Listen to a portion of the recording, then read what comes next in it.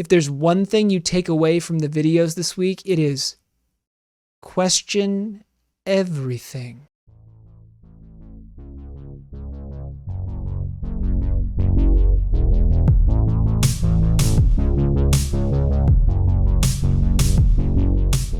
This video is going to extend our knowledge a little bit about functions, looking at two things: keyword or default arguments, and something called scope. So we're going to continue our discussion of functions by looking at something called scope. And here, I'm going to modify our meow function just a little bit to reflect reality. We know there is only one true cat, and that cat is the boss. That cat is Ulysses. I will not accept any other answers. Don't at me. So I'm going to provide that name is Ulysses, because again, one true cat. We know there are no others.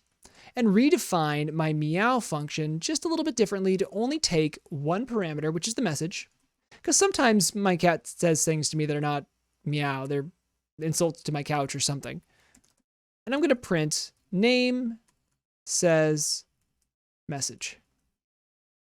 Now notice here that I'm using name even though it's not actually in the function, but also notice I only have one parameter.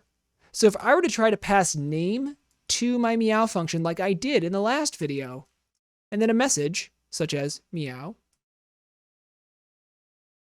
I hit Shift Enter, I get an error. I get a type error because, as we see on the screen, meow only takes what's called a single positional argument, and that is message. If I try to pass it two arguments, and it only takes the one parameter, then I see that I run into an error. So all I can do is really pass it the one argument, and it works. But notice what happens is that Ulysses still prints. Even though I don't create name in the function, it still uses name. This is the push-pull between global and local scopes. So Ulysses exists in the global context. I can use it throughout my program as long as I don't redefine it in any way, as long as I don't mess with it. It exists in the global and I can use it wherever I want. Message, however, only exists in the meow function. Whenever I call it using the meow function call and pass it the argument that I should pass it, again, arguments, parameters both match up. When I pass it that argument, message gets created the minute that the function runs, and then fills it in the print function there and uses the name global scope variable in order to fulfill the statement that I've typed there. I'll prove this by trying to print message outside of the function. So if I try to print message, I get an error, and I get a name error because message does not exist. Message does not exist outside of that function, even though I can use name. Of course, spelling it right, name error means I spelled something wrong or it doesn't exist. I can use name wherever I want. So there is an ability here to use variables in a different way. For example, the meow function, if it's always going to be Ulysses, then I can use that as a global variable, and I can change the message sort of at will.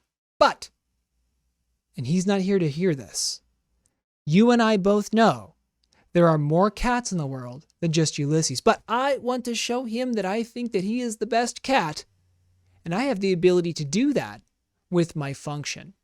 So I'm going to redefine meow again, but I'm going to provide what are called keyword or default arguments to the function as parameters in order to give myself just a little bit of room to work with here.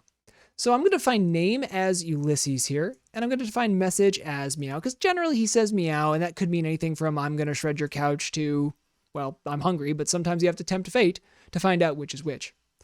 And if I print my statement that I've been printing, name says message,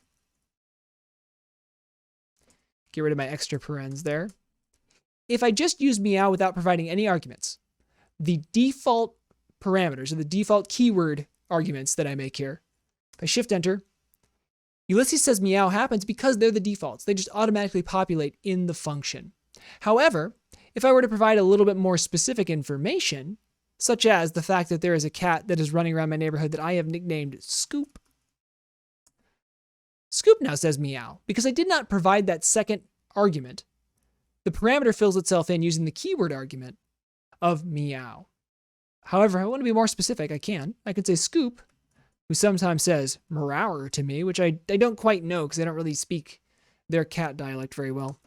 If I shift enter, I can change the other value as well. So I can be more specific on both accounts. I can provide neither, or I can provide one.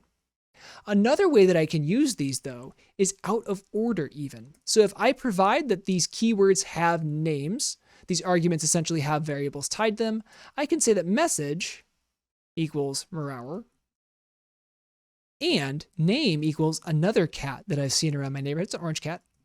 I call him Bert. And I print it, and I can use it this way as well. So as long as I have keyword arguments, they are no longer what is called positional. And if I scroll up back to the function that I was using earlier, because I don't provide values here, we call these positional arguments. And the error that you saw earlier when I tried to provide more than one argument to the function, you saw that it said error, there's only one positional argument. So this is done by position. If I don't provide a default value, it assumes that it's looking for something in position 1 or position 2. If I provide a default value, however, I can switch them around and I can play with them just a little bit more. So it allows me a little bit more greater flexibility in terms of how I pass my information via arguments to the correct parameters. So I know you're probably saying to yourself, like you did at the end of last week's videos, that wasn't really a lot of information, or doesn't seem that difficult.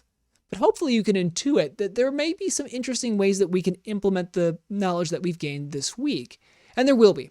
On Monday, we're going to see some, Wednesday certainly, but the lab is going to incorporate some more functions with a problem that we've seen before. Actually, the exact lab problem that we saw during Variables Week with a couple of complications. So we're going to learn a few additional things this week, some tips and tricks on how to actually use functions. But for now, suffice to say, we know some of the basic things that we need to know in order to tackle this week.